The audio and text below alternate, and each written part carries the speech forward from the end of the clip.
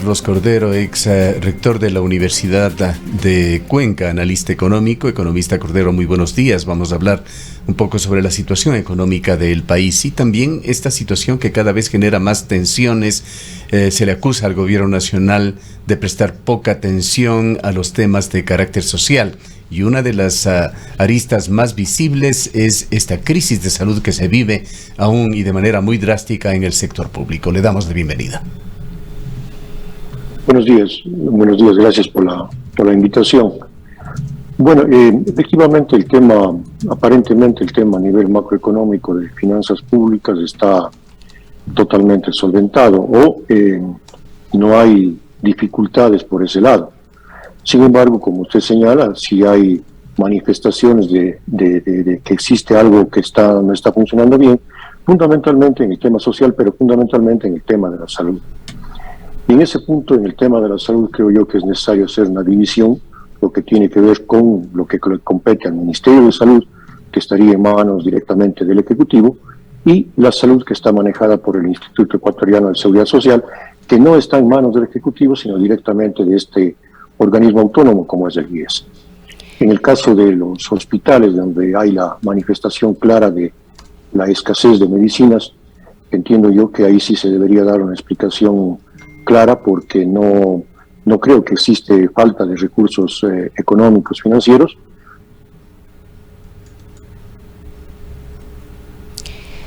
Parece que acabamos operativo, de tener... tema administrativo que buscando esta situación.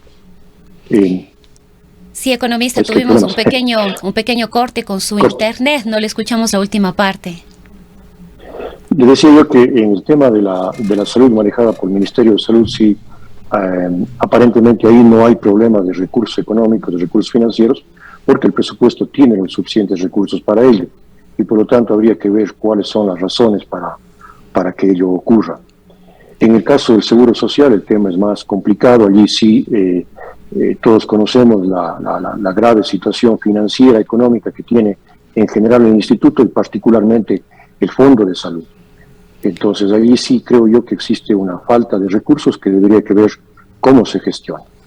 De las noticias que han salido... Adelante, Rosana. Sí, perdón, justamente en el caso del Instituto Ecuatoriano de Seguridad Social, si bien no es una responsabilidad directa del gobierno nacional, hay una deuda realmente importante que mantiene el Estado ecuatoriano con el IES. El día de ayer se anunció un pago de 140 millones de dólares que irían precisamente a parte de esta deuda en salud. Sin embargo, se habla y se ha manifestado desde distintos sectores que la deuda asciende a 5.000 millones de dólares, se ha dicho en unos casos, 8.000 millones de dólares se ha dicho en otros casos, y en otros incluso se habla de más. Es decir, hay un incumplimiento también que pone en riesgo al Instituto Ecuatoriano de Seguridad Social por parte del gobierno, aunque este no sea competencia directa, como el Ministerio de Salud. Claro. En todo caso, para ser preciso en las cifras, se ha llegado a un acuerdo de reconocimiento de 4.500 millones. Así es, sí.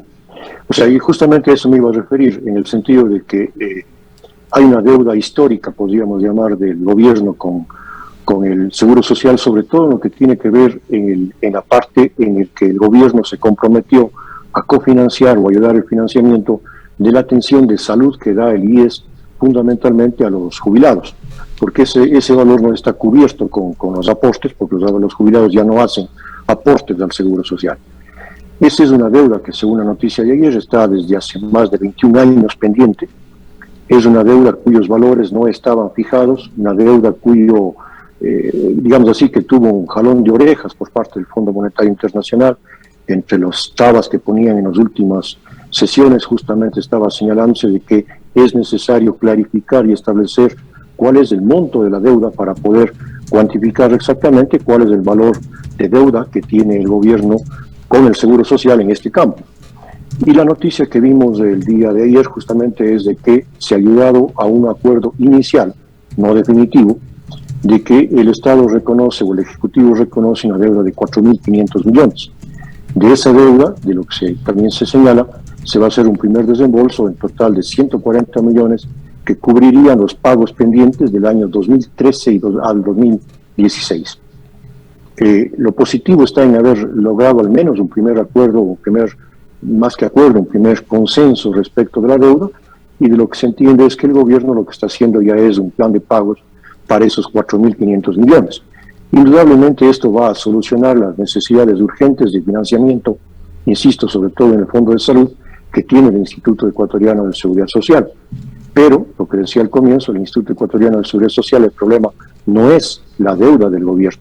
La deuda del gobierno agrava el problema, pero el problema del Seguro Social y del Fondo de Salud particularmente es un problema estructural que tiene que ser abordado frontalmente por quien corresponde. Se habla permanentemente de estos estudios actuariales del IES. Hay destacados economistas que se han involucrado mucho en esto, como Augusto de la Torre. Pero por allí siempre surge este tema de las decisiones de carácter político. Usted decía, no hay una relación directa entre el gobierno y el IES, pero en realidad los gobiernos han venido a través de la estructura que se tiene de alguna manera manejando al Instituto Ecuatoriano de Seguridad Social. Y las decisiones políticas, muchas de ellas que provienen desde el legislativo, han generado una serie de servicios no financiados, que simplemente lo que han hecho es, digamos que atomizar, si se lo puede pensar como un pastel, un pie, ese presupuesto del IES, al ingresar, por ejemplo, al servicio de salud a cónyuges, a hijos menores de edad sin el debido financiamiento, o mantener el seguro social campesino con un presupuesto a todas luces insuficiente que tiene que alimentarse del presupuesto general.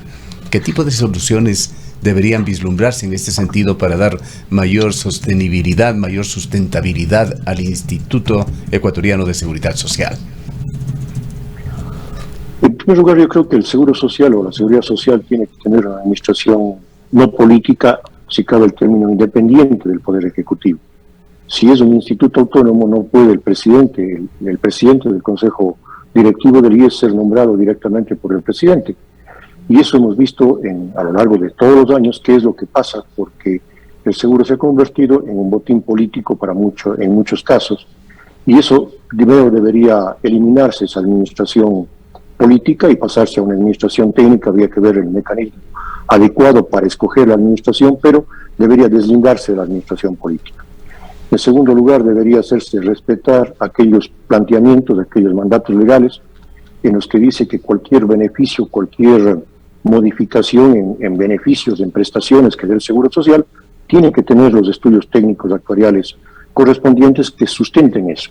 Y en los últimos años, a lo largo de la historia del IES, hemos visto que los gobiernos demagógicamente han utilizado el IES para cumplir con sus propósitos sociales. Lo que usted menciona hace un momento es claro, cuando se extendió el servicio de salud a cónyuges, a hijos menores de 18 años, sin que haya un aporte adicional del trabajador, del patrono. Eso ha hecho, o este es uno de los elementos justamente que ha ayudado o que ha contribuido a que prácticamente el sistema de salud del Seguro Social esté quebrado. Entonces, la decisión tiene que ser una decisión frontal del Ejecutivo en este caso, con el apoyo del Legislativo y con el entendimiento de la ciudadanía, sobre todo de aquellos sectores sociales que siempre están cuestionando la actividad del Seguro Social, con el entendimiento de que realmente si no se da una solución técnica al Seguro Social, por más dolorosa aparentemente que ésta pueda ser para los afiliados, tiene que hacerse. Caso contrario, el Seguro Social va al camino de una quiebra anunciada, digamos así. Economista Cordero, otro de los problemas que le ha llevado a esta situación económica al IES tiene que ver además con la corrupción. Corrupción en la adquisición de medicamentos, corrupción en el pago a los servidores privados o a los servidores externos, entre una lista mucho más grande. ¿Se ha logrado cuantificar las pérdidas o el perjuicio al Instituto Ecuatoriano de Seguridad Social por la corrupción? Bueno, yo personalmente no conozco esas cifras, no creo que se difundan, pero los hechos están ahí. Existe. O sea, claro, eso existe, y eso es fruto también de esa administración política, de ese botín político en el que se ha convertido el IES para todos los gobiernos de turno prácticamente, con algunas excepciones posiblemente, aunque puede haber muy contaditas, pero en general la administración del IES, esa administración política, la ha llevado a la situación en la que está en la actualidad, perdón. Pero la preocupación que a veces uno tiene con el IES es que a veces hay intentos de los directores, de alguien vinculado con el IES, de anunciar algún tipo de reforma, de anunciar algún tipo de modificación en las reglas de juego en el afán de hacerle darle estabilidad al IES, y enseguida viene una crítica frontal, dura, sin comprender, como que el IES es algo que está allí y que no va a cambiar nunca.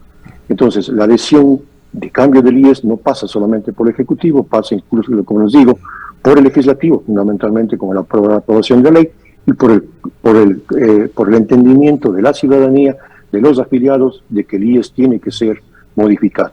Ojo, que esto no tiene nada que ver con privatización. Así es. Hay problemas que se vislumbran a futuro.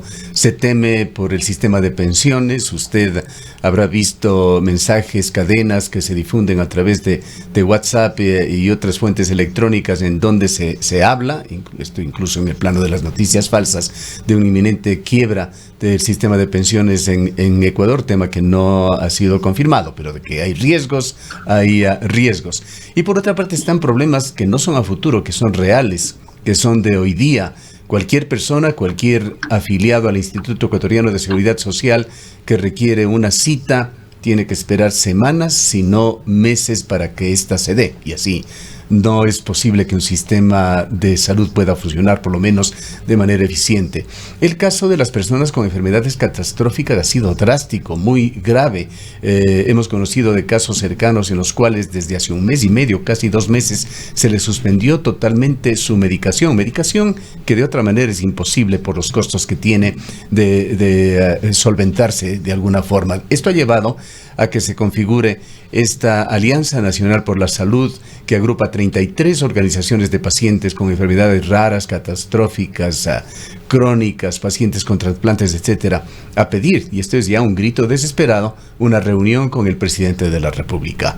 ¿Cómo debería tomar el presidente, cómo el gobierno, toda esta serie de avisos que ponen una alerta roja en el Instituto Ecuatoriano de Seguridad Social? Sí, antes de contestar exactamente o puntualmente lo que me pregunta ahora, sí vale la pena mencionar de que los problemas del IES, la falta de atención, la falta de cupos, la falta de citas, etcétera, pasan fundamentalmente por la falta de financiamiento. Si tuviera los recursos suficientes, a lo mejor tuviera la capacidad de ampliar, de contratar más médicos, etcétera. Entonces, el problema fundamentalmente está ahí, en el financiamiento del IES, ahondado por todos los problemas que hemos mencionado.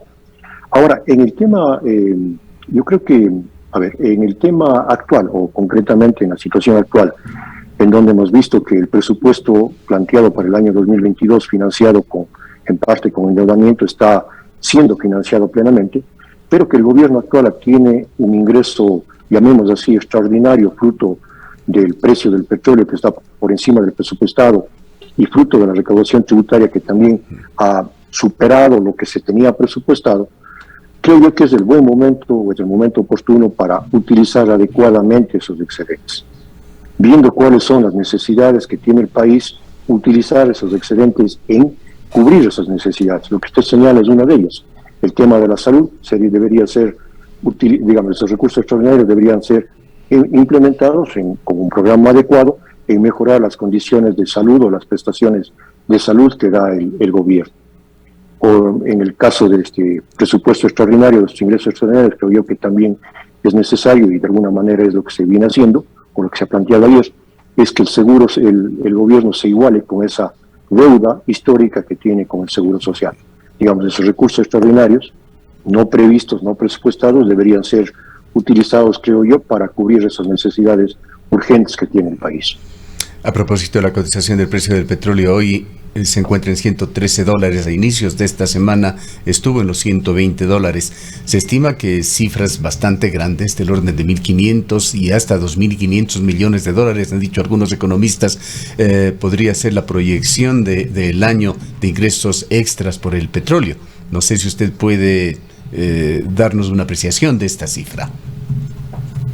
Bueno, he hecho un poco la proyección tomando en consideración los ingresos adicionales hasta los primeros 4 meses, lo adicional que se tuvo tanto en recaudación tributaria como en precio de petróleo, y efectivamente en promedio la proyección estaría bordeando los 2.000 millones de dólares adicionales, que obviamente frente a la deuda que se tiene con el Seguro Social, que estamos viendo que se reconoce 4.500 millones, no alcanza para pagarla. Claro, solo del Fondo de Salud 4.500 millones. Claro, básicamente la deuda que tiene el Estado en general, el Ejecutivo, con el IES es fundamentalmente originada en temas de salud, no en temas de pensiones. Eso está más o menos cubierto, pero el grueso de la deuda es salud. Pero digo, comparando con esa deuda, los 2.000 millones salen escasos para cubrir esas necesidades. Pero de cualquier manera, lo que el gobierno tiene que hacer es, creo yo, un uso racional, adecuado, prioritario de ese excedente, no destinarlo a cualquier tipo de actividad, sino justamente cubrir esas necesidades represadas que estamos viendo en este momento. Son fundamentalmente salud, y hay también la otra necesidad represada con todos los desgastes de los últimos meses, que es el tema vial y el tema de comunicaciones en el país. Designándonos un poquito de este tema de el IES, otro asunto que quisiéramos tener una explicación suya, economista Cordero, es el tema del riesgo país. Desde que inició el gobierno de Guillermo Lasso se ha mantenido fluctuando un poco más arriba, un poco más abajo, en 800 puntos del riesgo país. El gobierno ha señalado que uno de los éxitos, a más del de la vacunación, ha sido esto de poner la casa en orden y el de adquirir, en consecuencia, confianza en los organismos multilaterales. ¿Por qué no varía el riesgo país de Ecuador? A ver, yo creo que cada vez que tenemos variaciones de riesgo país teníamos más o menos clara algún tipo de explicación. Y hace algunos años era muy claro establecer cómo el riesgo país fluctuaba en función del precio del petróleo. ¿Por qué? Porque el riesgo país mide la capacidad que tiene el país o la expectativa que tienen los inversionistas en bonos para que el país pague sus deudas. Sin embargo, en los últimos años, y concretamente en este año del gobierno del presidente Lasso, no podemos decir que el riesgo país haya bajado. Más todavía en los últimos meses, con el precio del petróleo alto, donde podíamos esperar que ese riesgo del país baje porque hay los suficientes recursos para cumplir las obligaciones. Sin embargo, el riesgo del país se mantiene alto. La explicación que se entiende o que se daría a eso es de que realmente todavía no hay confianza plena en el país, no tanto por lo que haga el Ejecutivo, sino en general por el ambiente político y social que existe en el país. Yo personalmente creo que la responsabilidad de dar confianza en el país no solamente está en manos del presidente. El presidente ha dado muestras, o el Ejecutivo ha dado muestras de que efectivamente quiere trabajar con inversión privada, nacional y extranjera, pero lamentablemente en la Asamblea, y todos vemos que pasa todos los días, no se crean las condiciones necesarias para eso. Es como que la Asamblea está alejada de lo que necesita el país, y eso contribuye a una inestabilidad todavía política en el país. No podemos decir que hay estabilidad política en el país, y por lo tanto creo yo que por ahí está la explicación de por qué ese riesgo país todavía no baja. No hay plena confianza de los inversionistas extranjeros en el país por ese clima social y político que existe. Economista, quizás retomando el tema del Instituto Ecuatoriano de Seguridad Social, sería importante tener en este momento una lectura suya también sobre el BIES, sobre el Banco del Instituto Ecuatoriano de Seguridad Social. Hemos visto en estos días que se ha intensificado la propaganda, convocando a los ciudadanos, a las ciudadanas a que adquieran créditos hipotecarios, créditos quirografarios para diversas actividades que podrían estar o ser de interés, en este caso de los ecuatorianos, y la relación de esta entidad financiera con la gestión propia del instituto como tal. A ver, para entender un poquito, el BIES es lo que antes era, hace algunos años, la Comisión de Inversiones del Instituto Ecuatoriano de Seguridad Social. Es decir, se creó como un banco para que tenga un poco más de campo de acción para realizar las inversiones, pero básicamente lo que hace el BIES es invertir los fondos de salud, los fondos previsionales. No sé si estamos claros porque parece que hay corte. Le estamos escuchando bien, economista, ¿sí? Ya. Sí, decía, el BIES lo que hace es invertir los fondos previsionales, fondos de salud, fondos de jubilación, fondos de riesgo del trabajo, etcétera, que tiene el BIES, para darle rentabilidad a esos fondos. Eso hace básicamente el BIES. Por eso es que todos los temas hipotecarios, quirografarios, que antes manejaba el IES, ahora maneja el Banco del Instituto. Y se abrió la posibilidad para que el banco también haga inversiones de otro tipo. Por ejemplo, ha hecho muchas inversiones en el sector privado, digamos así, a través de compras, sobre todo de participación en distintos fideicomisos de inversión. Ahora, lastimosamente también habría que analizar hasta qué punto esas inversiones están dando la rentabilidad adecuada al BIES. No nos olvidemos que el BIES, al ser un brazo del IES, es también manejado de manera política. Entonces, sí creo yo, o me temo yo, que no hay un adecuado manejo en cuanto a las inversiones que restan rentabilidad a esos. Sí, tenemos breves cortes, pero sigamos escuchando. Alimentan el financiamiento del BIES. Entonces, que el BIES está llamando a préstamos con problemas. El BIES está llamando a préstamos justamente por el afán que tiene de colocar los recursos para poder dar rentabilidad a los fondos del IES. El rato que un cambio en la administración del IES, debería también haber un cambio en la administración política del Banco Ecuatoriano, del Banco Instituto, para hacer incluso también un manejo adecuado desde el punto de vista técnico. Para finalizar, economista Cordero, quisiéramos conocer su punto de vista, si es que cabe una evaluación sobre lo que ha sido el desempeño del ministro de Economía, Simón Cueva. A ver, yo creo que el desempeño, si algún mérito tiene este primer año de gobierno, creo yo que está en el manejo de las finanzas públicas y en el manejo económico. En ese sentido, sí creo yo que se ha puesto la casa en orden. La gestión del ministro Cueva, y en esto quiero, al menos la percepción que tengo yo es que el ministro Cueva no venía del grupo de apoyo, del grupo asesor del presidente Lasso, vino de otro lado, pero la gestión ha sido una gestión bastante transparente, bastante clara, bastante técnica, y este momento que están puestas las finanzas en orden, digamos así, o la casa en orden, en cuanto se refiere a la política fiscal, entiendo que está claro cómo se va a poder utilizar de mejor manera los recursos y reactivar aquello que se conoce como el nombre de obra pública, pero como insisto yo, es mejorar las prestaciones de salud, mejorar las deudas atrasadas o cubrir los atrasos que se tiene con distintas instituciones y dar algún tipo de salida más ordenada a la gestión que pueda hacer el Ejecutivo con el gasto público. Yo creo que el manejo económico en ese sentido del ministro Cueva ha sido bastante positivo, lejos de cualquier manejo de extrema derecha, sino un manejo bastante cauto en las finanzas públicas, y en este momento el fruto de ese manejo cauto se puede a lo mejor evidenciar en mayor obra por parte del gobierno. ¿Deberían darse quizá correctivos para incrementar en algo el accionar en el área social? Claro, y eso es lo que decía hace un momento, o sea, cómo utilizar adecuadamente esos excedentes, creo yo, primero, corrigiendo los atrasos o igualándose los atrasos. Parece que, por ejemplo, con los GATS ya se ha igualado en lo que tiene que ver con la devolución del IVA, y sobre todo cubrir esas necesidades que tienen las prestaciones básicamente de salud, esos ingresos extraordinarios vayan por allá. Entiendo que en el Ministerio de Finanzas hay la apertura para eso, porque al final son recursos que van a mejorar las condiciones de vida de la población. Bien, le agradecemos mucho por su valiosa opinión. Ha escuchado al economista Carlos Cordero, fue rector de la Universidad de La Suay, hoy es consultor económico.